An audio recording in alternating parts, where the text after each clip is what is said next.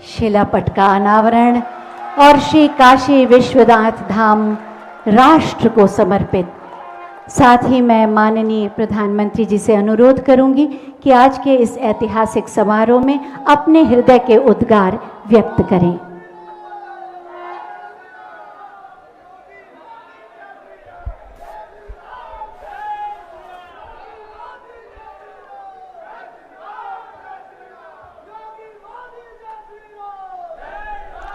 हर हर महादेव, हर हर महादेव। नमः पार्वती पते। माता अन्नपूर्णा की, गंगा मैया की।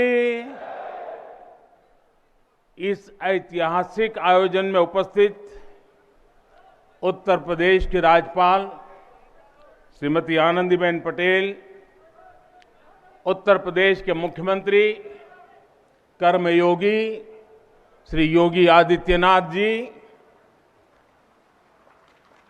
भारतीय जनता पार्टी के राष्ट्रीय अध्यक्ष, हम सबके मार्गदर्शक श्रीमान जेपी नड्डा जी, उप मुख्यमंत्री भाई केशव प्रसाद मौर्य जी, दिनेश शर्मा जी, केंद्र में मंत्रिपरिषद के मेरे साथी महेंद्र नाथ पांडे जी, उत्तर प्रदेश भारतीय जनता पार्टी के अध्यक्ष स्वतंत्र देव सिंह जी, यहां के मंत्री श्रीमान नीलकंठ तिवारी जी, देश के हर कोने से आए हुए पूज्य संतगण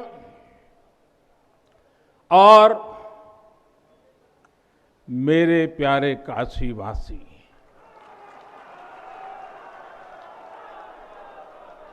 और देश विदेश से इस अवसर के साक्षी बन रहे सभी श्रद्धालु साथीगण,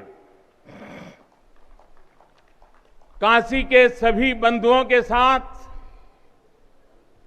बाबा विश्वनाथ के चरणों में हम शीश नवावत है। माता अन्नपूर्णा के चरणन का बार बार वंदन करत है। अभी मैं बाबा के साथ साथ नगर कोतवाल काल भैरव जी के दर्शन करके ही आ रहा हूं। देशवासियों के लिए उनका आशीर्वाद लेकर आ रहा हूं।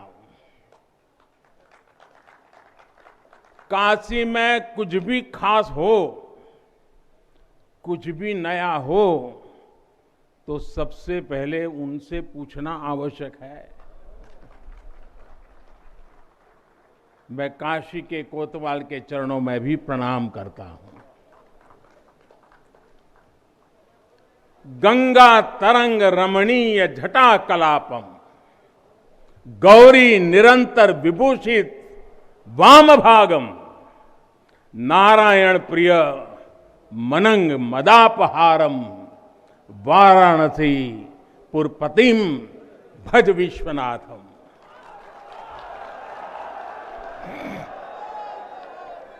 हम बाबा विश्वनाथ दरबार से देश दुनिया के उन श्रद्धालु जनन के प्रणाम करत है जो अपने अपने स्थान से इस महायज्ञ के साक्षी बनत होन। हम आप सब काशीवासी लोगन के प्रणाम करत है, जिनके सहयोग से इस शुभ घड़ी आयल है। हृदय गदगद है, मन आह्लादित है।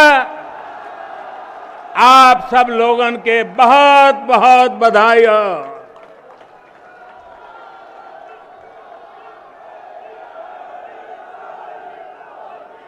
साथियों, हमारे पुराणों में कहा गया है कि जैसे ही कोई काशी में प्रवेश करता है, सारे बंधनों से मुक्त हो जाता है। भगवान विश्वेश्वर का आशीर्वाद एक अलौकिक ऊर्जा यहां आते ही हमारे अंतर आत्मा को जागृत कर देती है। और आज तो इस चीर चैतन्य काशी की चेतना में एक अलग ही स्पंदन है। आज आदि काशी की अलौकिकता में एक अलग ही आभा है।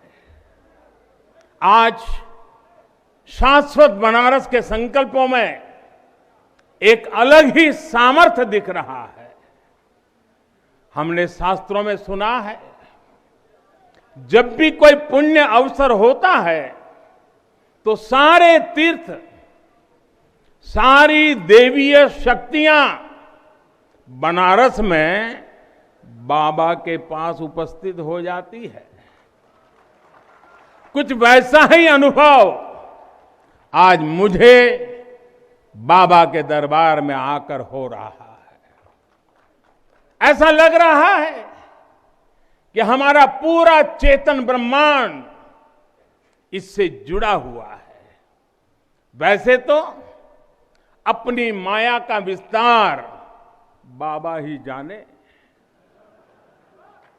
लेकिन जहां तक हमारी मानवीय दृष्टि जाती है, विश्वनाथ धाम के इस पवित्र आयोजन के इसे समय पर इस समय पूरा विश्व जुड़ा हुआ है। साथियों, आज भगवान शिव का प्रिय दिन सोमवार है। आज विक्रम संवत 2078 मार्गशीर्ष शुक्ल पक्ष 10वीं तिथि एक नया इतिहास रच रही है।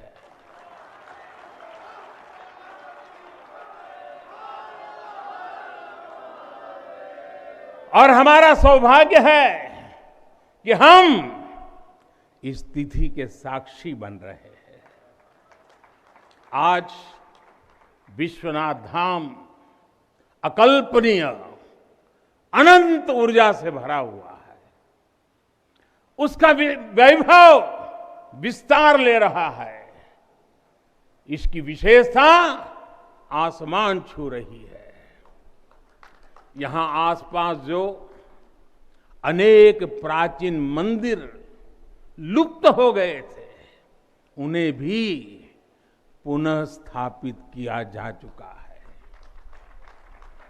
बाबा अपने भक्तों की सदियों की सेवा से प्रसन्न हुए हैं, इसलिए उन्होंने आज के दिन का हमें आशीर्वाद दिया है। विश्वनाथ धाम का ये पूरा नया परिसर एक भव्य भवन भर नहीं है, ये प्रतीक है हमारे भारत की सनातन संस्कृति का। ये प्रतीक है हमारी आध्यात्मिक आत्मा का।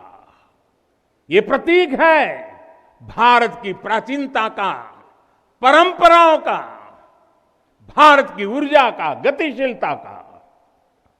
आप यहां जब आएंगे तो केवल आस्था के ही दर्शन होंगे ऐसा नहीं है। आपको यहां अपने अतीत के गौरव का एहसास भी होगा। कैसे प्राचीनता और नवीनता एक साथ सजीव हो रही है, कैसे पुरातन की प्रेरणाएं भविष्य को दिशा दे रही हैं, इसके साक्षात दर्शन विश्वनाथ धाम परिसर में हम कर रहे हैं। साथियों, जो मां गंगा उत्तर वाहिनी होकर बाबा के पांव पखारने काशी आती है, वो मां गंगा भी आज बहुत प्रसन्न होगी। अब जब हम भगवान विश्वनाथ के चरणों में प्रणाम करेंगे, ध्यान लगाएंगे, तो मां गंगा को स्पर्श करती हुई हवा हमें स्नेह देगी, हमें आशीर्वाद देगी। और जब मां गंगा उन्मुक्त होगी, प्रसन्न होगी, तो बाबा के ध्यान में हम गंग तरंगों की कलकल, गंग तरंगों की कलकल का दैवीय अनुभव भी कर सकेंगे। बाबा विश्वनाथ सबके हैं, मां गंगा सबकी है, उनका आशीर्वाद सबके लिए है। लेकिन समय और परिस्थितियों के चलते बाबा और मां गंगा की सेवा की यह सुलभता मुश्किल हो चली थी। यहां हर कोई आना चाहता था, लेकिन रास्तों और जगह की कमी हो गई थी। बुजुर्गों के लिए, दिव्यांगों के लिए यहां आने में बहुत कठिनाई होती थी। लेकिन अब विश्वनाथ धाम परियोजना के पूरा होने से यहां हर किसी के लिए पहुंचना सुगम हो गया है। हमारे दिव्यांग भाई बहन, बुजुर्ग माता पिता सीधे बोर्ड से जेटी तक आएंगे। जेटी से घाट तक आने के लिए भी एस्केलेटर लगाए गए हैं, वहां से सीधे मंदिर तक आ सकेंगे। संकरे रास्तों की वजह से दर्शन के लिए जो घंटों तक का इंतजार करना पड़ा था, जो परेशानी होती थी, वो भी अब कम होगी। पहले यहां जो मंदिर क्षेत्र केवल 3000 वर्ग फीट में था, वो अब करीब करीब 5 लाख वर्ग फीट का हो गया।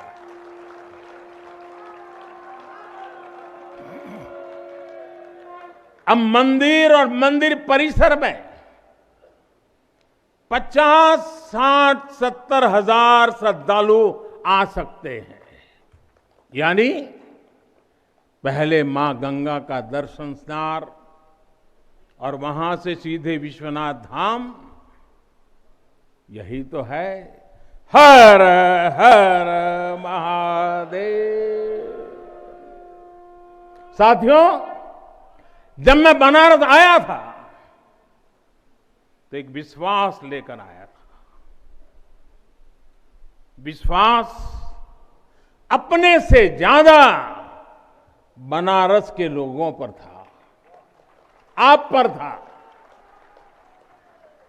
आज हिसाब किताब का समय नहीं है, लेकिन मुझे याद है तब कुछ ऐसे लोग भी थे जो बनारस के लोगों पर संदेह करते थे। कैसे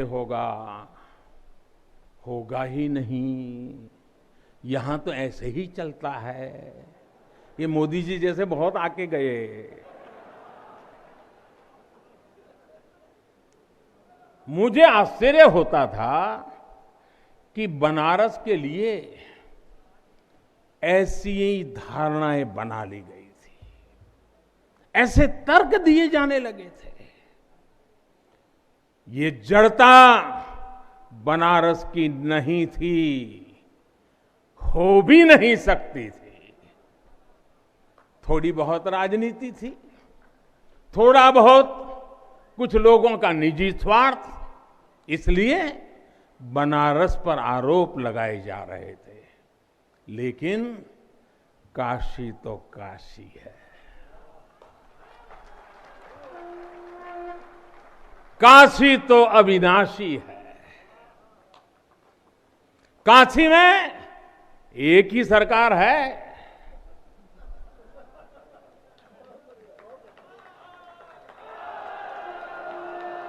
जिनके हाथों में डमरू है, उनकी सरकार है।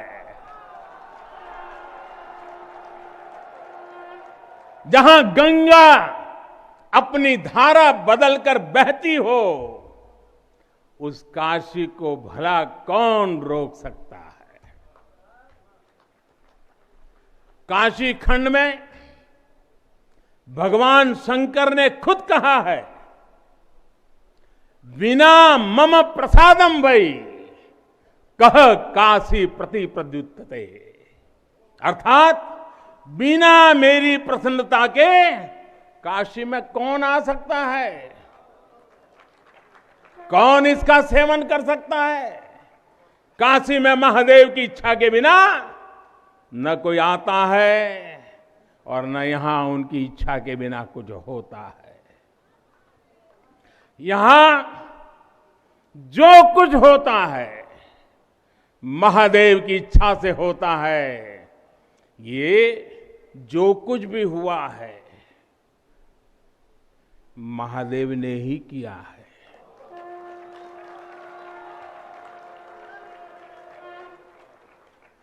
ई विश्वनाथ धाम तो बाबा आपन आशीर्वाद से बनैले हुअन। उनकर इच्छा के बिना का कोई पत्ता हिल सकेला। कोई कितना बड़ा हवे तो अपने घरे का होइए, ऊ बोलिए तबे कोई आ सकेला, कुछ कर सकेला। साथियों, बाबा के साथ अगर किसी और का योगदान है तो वो बाबा के गणों का है। बाबा के गण यानी हमारे सारे काशीवासी, सारे काशीवासी जो खुद महादेव के ही रूप है। जब भी बाबा को अपनी शक्ति अनुभव करानी होती है वो काशी वासियों का माध्यम ही बना देते हैं। फिर काशी करती है और दुनिया देखती है। इदम शिवाय इदम नमः,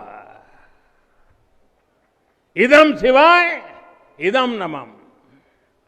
भाई और बहनों, मैं आज अपने हर उस श्रमिक भाई बहनों का भी आभार व्यक्त करना चाहता हूं जिसका पसीना इस भव्य परिसर के निर्माण में बहा है। कोरोना के इस विपरीत काल में भी उन्होंने यहां पर काम रुकने नहीं दिया। मुझे अभी अपने इस श्रमिक साथियों से मिलने का अवसर मिला, उनके आशीर्वाद लेने का सौभाग्य मिला। हमारे कारीगर, हमारे सिविल इंजीनियरिंग से जुड़े लोग, प्रशासन के लोग, वो परिवार जिनके यहां घर हुआ करते थे, मैं सभी का अभिनंदन करता हूं। और इन सबके साथ मैं यूपी सरकार, हमारे कर्मयोगी मुख्यमंत्री योगी आदित्यनाथ जी का भी और उनकी पूरी टीम का भी अभिनंदन करता हूं जिन्होंने काशी विश्वनाथ धाम परियोजना को पूरा करने के लिए दिन रात एक कर दिया। साथियों, हमारी इस वाराणसी ने युगों को जिया है, इतिहास को बनते बिगड़ते देखा है। कितने ही कालखंड आए गए, कितनी ही सल्तनतें उठी और मिट्टी में मिल गई, फिर भी बनारस बना हुआ है। बनारस अपना रस बिखेर रहा है। बाबा का ये धाम शाश्वत ही नहीं रहा है, इसके सौंदर्य ने भी हमेशा संसार को आश्चर्यचकित और आकर्षित किया है। हमारे पुराणों में प्राकृतिक आभा से घिरी काशी के ऐसे ही दिव्य स्वरूप का वर्णन किया गया है। अगर हम ग्रंथों को देखेंगे, शास्त्रों को देखेंगे, इतिहासकारों ने भी वृक्षों, सरोवरों, तालाबों से घिरी काशी के अद्भुत स्वरूप का बखान किया है। लेकिन समय कभी एक जैसा नहीं रहता। आतताइयों ने इस नगरी पर आक्रमण किए, इसे ध्वस्त करने के प्रयास किए। औरंगजेब के अत्याचार, उसके आतंक का इतिहास साक्षी है। जिसने सभ्यता को तलवार के बल पर बदलने की कोशिश की, जिसने संस्कृति को कट्टरता से कुचलने की कोशिश की, लेकिन इस देश की मिट्टी बाकी दुनिया से कुछ अलग है। यहां अगर औरंगजेब आता है तो शिवाजी भी उठ खड़े होते हैं। अगर कोई सालार मसूद इधर बढ़ता है तो राजा सुहेलदेव जैसे वीर योद्धा उसे हमारी एकता की ताकत का एहसास करा देते हैं। और अंग्रेजों के दौर में भी वॉरेन हेस्टिंग का क्या हाल काशी के लोगों ने किया था। ये तो काशी के लोग समय समय पर बोलते रहते हैं और काशी की जुबान पे निकलता है, घोड़े पर हौदा और हाथी पर जिन जान लेकर भागल वॉरेन हेस्टिंग। साथियों, आज समय का चक्र देखिए। आतंक के वो पर्याय इतिहास के काले पन्नों तक सिमट कर रह गए हैं और मेरी काशी आगे बढ़ रही है, अपने गौरव को फिर से नई भव्यता दे रही है। साथियों, काशी के बारे में मैं जितना बोलता हूं उतना डूबता जाता हूं, उतना ही भावुक हो जाता हूं। काशी शब्दों का विषय नहीं है, काशी संवेदनाओं की सृष्टि है। काशी वो है जहां जागृति ही जीवन है। काशी वो है जहां मृत्यु भी मंगल है। काशी वो है जहां सत्य ही संस्कार है। काशी वो है जहां प्रेम ही परंपरा है। भाइयों बहनों, हमारे शास्त्रों ने भी काशी की महिमा गाते हुए आखिर में क्या कहा? नेति नेति ही कहा है। यानी जो कहा उतना ही नहीं है, उससे भी आगे कितना कुछ है। हमारे शास्त्रों ने कहा है, शिवम ज्ञायन इति ब्रूयो, शिवः शब्दार्थ चिंतका, अर्थात शिव शब्द का चिंतन करने वाले लोग शिव को ही ज्ञान कहते हैं। इसलिए ये काशी शिवमयी है, ये काशी ज्ञानमयी है। और इसलिए ज्ञान, शोध, अनुसंधान ये काशी और भारत के लिए स्वाभाविक निष्ठा रहे हैं। भगवान शिव ने स्वयं कहा है, सर्व क्षेत्रेषु भूपृष्ठे, सर्व क्षेत्रेषु भूपृष्ठे काशी क्षेत्रम च मे वपु, अर्थात धरती के सभी क्षेत्रों में काशी साक्षात मेरा ही शरीर है। इसलिए यहां का पत्थर, यहां का हर पत्थर शंकर है। इसलिए हम अपनी काशी को सजीव मानते हैं और इसी भाव से हमें अपने देश के कण कण में मातृभाव का बोध होता है। हमारे शास्त्रों का वाक्य है, दृश्यते स्वर्ग सर्वे है, काश्यम विश्वेश्वर तथा, यानी काशी में सर्वत्र हर जीव में भगवान विश्वेश्वर के ही दर्शन होते हैं। इसलिए काशी जीवत्व को सीधे शिवत्व से जोड़ती है। हमारे ऋषियों ने भी कहा है, विश्वेश्वम शरणम याया समय बुद्धि प्रदास्यति, अर्थात भगवान विश्वेश्वर की शरण में आने पर समबुद्धि व्याप्त हो जाती है। बनारस वो नगर है जहां से जगत गुरु शंकराचार्य को श्री डोम राजा की पवित्रता से प्रेरणा मिली। उन्होंने देश को एकता के सूत्र में बांधने का संकल्प लिया।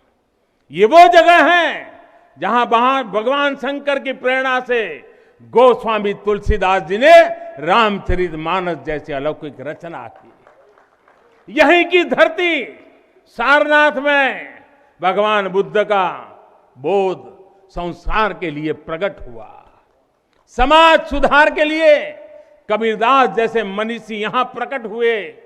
समाज को जोड़ने की जरूरत थी तो संत रविदास जी की भक्ति की शक्ति का केंद्र भी ये काशी बनी।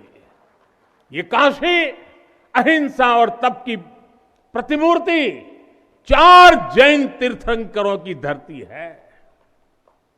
राजा हरिश्चंद्र की सत्यनिष्ठा से लेकर वल्लभाचार्य और रामानंद जी के ज्ञान तक, चैतन्य महाप्रभु और समर्थ गुरु रामदास के से लेकर स्वामी विवेकानंद और मदन मोहन मालवीय तक कितने ही ऋषियों और आचार्यों का संबंध काशी की पवित्र धरती से रहा है।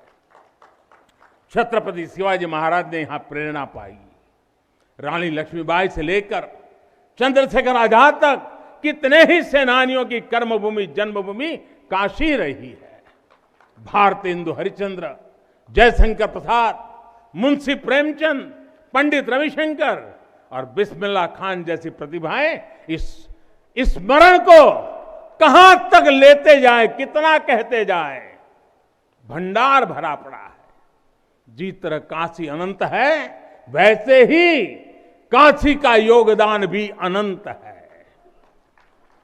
काशी के विकास में इन अनंत पुण्य आत्माओं की ऊर्जा शामिल है। इस विकास में भारत की अनंत परंपराओं की विरासत शामिल है। इसलिए हर मत मतांतर के लोग, हर भाषा वर्ग के लोग यहां आते हैं तो यहां से अपना जुड़ाव महसूस करते हैं। साथियों, काशी हमारे भारत की सांस्कृतिक आध्यात्मिक राजधानी तो है ही, ये भारत की आत्मा का एक जीवंत अवतार भी है। आप देखिए, पूरब और उत्तर को जोड़ती हुई यूपी में बसी ये काशी, यहां विश्वनाथ मंदिर को तोड़ा गया तो मंदिर का पुनर्निर्माण माता अहल्याबाई होलकर ने करवाया। जिनकी जन्मभूमि महाराष्ट्र थी, जिनकी कर्मभूमि इंदौर, माहेश्वर और अनेक क्षेत्रों में थी, उन माता अहल्याबाई होलकर को आज मैं इस अवसर पर नमन करता हूं। 200-250 साल पहले उन्होंने काशी के लिए इतना कुछ किया था, तब के बाद काशी के लिए इतना काम अब हुआ है। साथियों, बाबा विश्वनाथ मंदिर की आभा बढ़ाने के लिए पंजाब से महाराजा रणजीत सिंह ने 23 मण सोना चढ़ाया था। इसके शिखर पर सोना मढ़वाया था। पंजाब से पूज्य गुरु नानक देव जी भी काशी आए थे, यहां सत्संग किया था। दूसरे सिख गुरुओं का भी काशी से विशेष रिश्ता रहा था। पंजाब के लोगों ने काशी के पुनर्निर्माण के लिए दिल खोलकर दान दिया था। पूरब में बंगाल की रानी भवानी ने बनारस के विकास के लिए अपना सब कुछ अर्पण किया। मैसूर और दूसरे दक्षिण भारतीय राजाओं का भी बनारस के लिए बहुत बड़ा योगदान रहा है। एक ऐसा शहर है जहां आपको उत्तर, दक्षिण, नेपाली, लगभग हर तरह की शैली के मंदिर दिख जाएंगे। विश्वनाथ मंदिर इसी आध्यात्मिक चेतना का केंद्र रहा है और अब ये विश्वनाथ धाम परिसर अपने भव्य रूप में इस चेतना को और ऊर्जा देगा। साथियों, दक्षिण भारत के लोगों की काशी के प्रति आस्था, दक्षिण भारत का काशी पर और काशी का दक्षिण भारत पर प्रभाव हम सब भली भांति जानते हैं। एक ग्रंथ में लिखा है, तेनोपयाथेन कदाचनात् वाराणसीम पाप निवारणम आवादी वाणी बलिना सविष्यन विलोक्य लीला वासरे विलिप्ता। कन्नड़ भाषा में कहा गया है, यानी जब सदगुरु माधवाचार्य जी अपने शिष्यों के साथ चल रहे थे तो उन्होंने कहा था कि काशी के विश्वनाथ पाप का निवारण करते हैं। उन्होंने अपने शिष्यों को काशी के वैभव और उसकी महिमा के बारे में भी समझाया। साथियों, सदियों पहले की ये भावना निरंतर चली आ रही है। मां कवि सुब्रमण्यम भारती काशी प्रवास ने जिनके जीवन की दिशा बदल दी, उन्होंने एक जगह लिखा है, तमिल में लिखा है, काशी नगर पुलवर पेसुम उरई दान कांजी इल के पदर कौर खरूबी सेवोम। यानी काशी नगरी के संत कवि का भाषण कांचीपुर में सुनने का साधन बनाएंगे। काशी से निकला हर संदेश ही इतना व्यापक है कि देश की दिशा बदल देता है। वैसे मैं एक बात और कहूंगा, मेरा पुराना अनुभव है, हमारे घाट पर रहने वाले, नाव चलाने वाले कई बनारसी साथी तो, और आपने भी कभी अनुभव किया होगा, तमिल, कन्नड़ा, तेलुगु, मलयालम इतनी फर्राटेदार तरीके से बोलते हैं कि लगता है कि कहीं केरला, तमिलनाडु या कर्नाटक तो नहीं आ गए। अब इतना बढ़िया बोलते हैं। साथियों, भारत की हजारों सालों की ऊर्जा ऐसे ही तो सुरक्षित रही है, संरक्षित रही है। जब अलग अलग स्थानों के क्षेत्रों के सूत्र से जुड़ते हैं तो भारत एक भारत श्रेष्ठ भारत के रूप में जागृत होता है। इसलिए हमें सौराष्ट्र सोमनाथम से लेकर अयोध्या, मथुरा, माया, काशी, कांची, अवंतिका का हर दिन स्मरण करना सिखाया जाता है। हमारे यहां तो 12 ज्योतिर्लिंगों के स्मरण का ही फल बताया गया है। तस्य तस्य फल प्राप्ति ही भविष्यति न संशय। यानी सोमनाथ से लेकर विश्वनाथ तक 12 ज्योतिर्लिंगों का स्मरण करने से हर संकल्प सिद्ध हो जाता है, इसमें कोई संशय ही नहीं है। ये संशय इसलिए नहीं है क्योंकि स्मरण के बहाने पूरे भारत का भाव एकजुट हो जाता है, और जब भारत का भाव आ जाए तो संशय कहां रह जाता है, असंभव क्या बचता है। साथियों, ये भी सिर्फ संयोग नहीं है कि जब भी काशी ने करवट ली है, कुछ नया किया है, देश का भाग्य भी बदला है। बीते 7 वर्षों से काशी में चल रहा विकास का महायज्ञ आज एक नई ऊर्जा को प्राप्त कर रहा है। काशी विश्वनाथ धाम का लोकार्पण भारत को एक निर्णायक दिशा देगा, एक उज्जवल भविष्य की तरफ ले जाएगा। ये परिसर साक्षी है हमारे सामर्थ्य का, हमारे कर्तव्य का। अगर सोच लिया जाए, ठान लिया जाए तो असंभव कुछ भी नहीं है। हर भारतवासी की भुजाओं में वो बल है, हर भारतवासी की भुजाओं में वो बल है जो अकल्पनीय को साकार कर देता है। हम तप जानते हैं, हम तपस्या जानते हैं, देश के लिए दिन रात खपना जानते हैं। चुनौती कितनी ही बड़ी क्यों ना हो, हम भारतीय मिलकर उसे परास्त कर सकते हैं। विनाश करने वालों की शक्ति कभी भारत की शक्ति और भारत की भक्ति से बड़ी नहीं हो सकती। याद रखिए, जैसी दृष्टि से हम खुद को देखेंगे, वैसी ही दृष्टि से विश्व भी हमें देखेगा।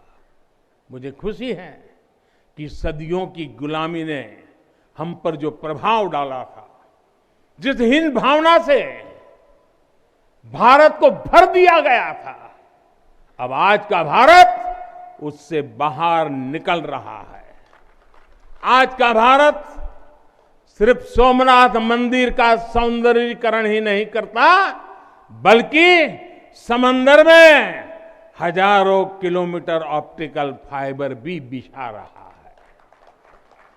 आज का भारत सिर्फ बाबा केदारनाथ मंदिर का जीर्णोद्धार ही नहीं कर रहा, बल्कि अपने दमखम पर अंतरिक्ष में भारतीयों को भेजने की तैयारी में जुटा है। आज का भारत सिर्फ अयोध्या में प्रभु श्री राम का मंदिर ही नहीं बना रहा, बल्कि देश के हर जिले में मेडिकल कॉलेज भी बना रहा है। आज का भारत सिर्फ बाबा विश्वनाथ धाम को भव्य रूप ही नहीं दे रहा, बल्कि गरीब के लिए करोड़ों पक्के घर भी बना रहा है।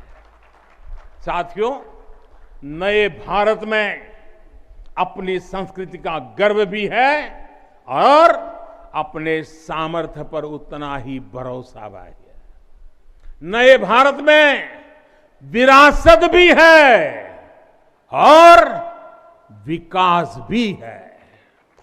आप देखिए, अयोध्या से जनकपुर आना जाना आसान बनाने के लिए राम जन्म की मार्ग का निर्माण हो रहा है।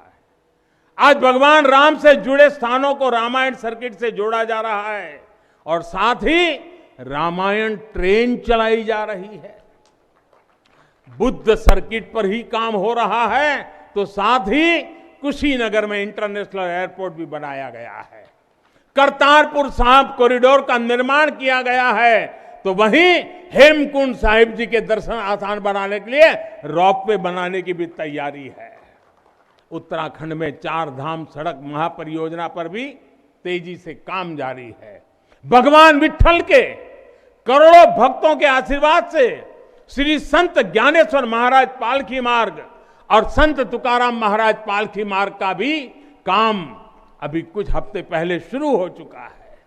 साथियों, केरला में गुरुवायूर मंदिर हो या तमिलनाडु में कांचीपुरम वेलंकानी, तेलंगाना का जोगलांबा देवी मंदिर हो या फिर बंगाल का बेलूर मठ, गुजरात में द्वारका जी हो या फिर अरुणाचल प्रदेश का परशुराम कुंड, देश के अलग अलग राज्यों में हमारी आस्था और संस्कृति से जुड़े ऐसे अनेकों पवित्र स्थानों पर पूरे भक्ति भाव से काम किया गया है, काम चल रहा है। भाइयों और बहनों, आज का भारत अपनी खोई हुई विरासत को फिर से संजो रहा है। यहां काशी में तो माता अन्नपूर्णा खुद विराजती है। मुझे खुशी है कि काशी से चुराई गई मां अन्नपूर्णा की प्रतिमा 1 शताब्दी के इंतजार के बाद, 100 साल के बाद अब फिर से काशी में स्थापित की जा चुकी है। माता अन्नपूर्णा की कृपा से कोरोना के कठिन समय में देश ने अपने अन्न भंडार खोल दिए। कोई गरीब भूखा न सोए, इसका ध्यान रखा, मुफ्त राशन का इंतजाम किया। साथियों, जब भी हम भगवान के दर्शन करते हैं, मंदिर आते हैं, कई बार ईश्वर से कुछ मांगते हैं, कुछ संकल्प लेकर भी जाते हैं। मेरे लिए तो जनता जनार्दन ईश्वर का रूप है। मेरे लिए हर भारतवासी ईश्वर का ही अंश है। जैसे सब लोग भगवान के पास जाकर के मांगते हैं, जब मैं आपको भगवान मानता हूं, जनता जनार्दन को ईश्वर का रूप मानता हूं, तो मैं आज आपसे कुछ मांगना चाहता हूं। मैं आपसे कुछ मांगता हूं। मैं आपसे अपने लिए नहीं, हमारे देश के लिए 3 संकल्प चाहता हूं। भूल मत जाना, 3 संकल्प चाहता हूं और बाबा की पवित्र धरती से मांग रहा हूं। पहला, स्वच्छता। दूसरा, सृजन। और तीसरा, आत्मनिर्भर भारत के लिए निरंतर प्रयास।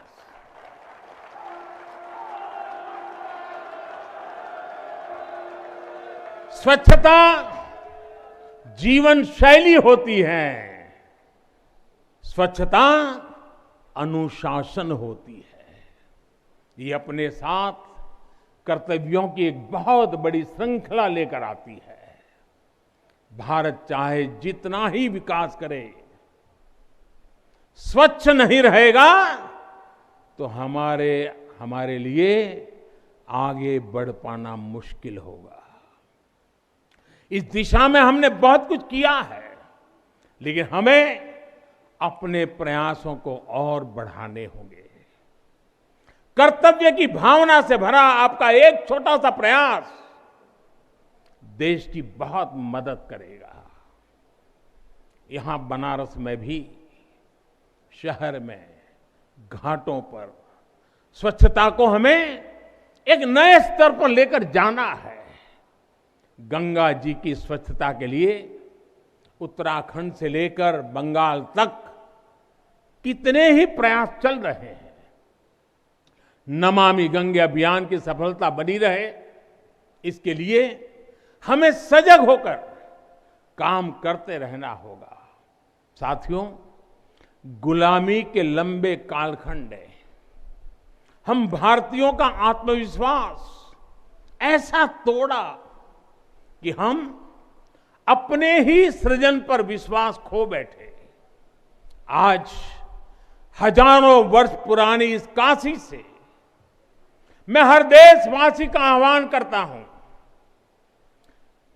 पूरे आत्मविश्वास से सृजन करिए, इनोवेट करिए, इनोवेटिव तरीके से करिए।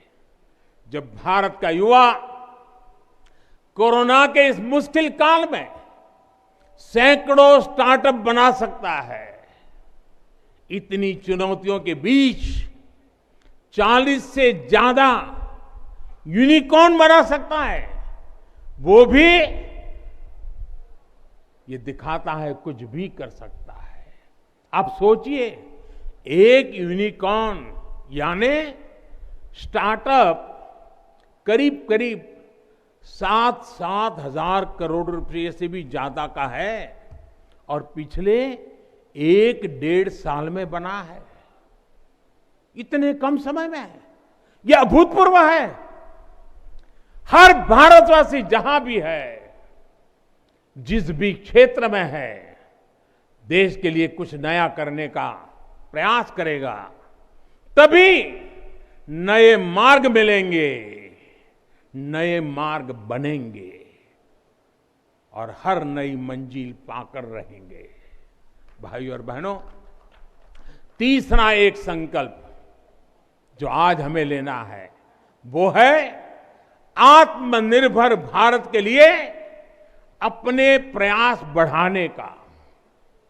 ये आजादी का अमृत काल है। हम आजादी के 75वें साल में है, जब भारत 100 साल की आजादी का समारोह बनाएगा। तब का भारत कैसा होगा, इसके लिए हमें अभी से काम करना होगा और इसके लिए जरूरी है हमारा आत्मनिर्भर होना। जब हम देश में बनी चीजों पर गर्व करेंगे, जब हम लोकल के लिए वोकल होंगे, जब हम ऐसी चीजों को खरीदेंगे जिसे बनाने में किसी भारतीय का पसीना बहा हो, तो इस अभियान को मदद करेंगे। अमृत काल में भारत 130 करोड़ देशवासियों के प्रयासों से, सबके प्रयासों से आगे बढ़ रहा है। महादेव की कृपा से, हर भारतवासी के प्रयास से हम आत्मनिर्भर भारत का सपना सच होता देखेंगे। इसी विश्वास के साथ मैं बाबा विश्वनाथ के, माता अन्नपूर्णा के, काशी कोतवाल के और सभी देवी देवताओं के चरणों में एक बार फिर प्रणाम करता हूं। इतनी बड़ी तादाद में देश के अलग अलग कोने से पूज्य संत महात्मा पधारे हैं। यह हमारे लिए, मुझ जैसे एक सामान्य नागरिक के लिए ये सौभाग्य की पल है। मैं सभी संतों का, सभी पूज्य महात्माओं का सर झुका करके हृदय से अभिनंदन करता हूं, प्रणाम करता हूं। मैं आज सभी काशीवासियों को, देशवासियों को फिर से बधाई देता हूं, बहुत बहुत शुभकामनाएं देता हूं। हर हर महादेव, हर हर महादेव, हर हर महादेव।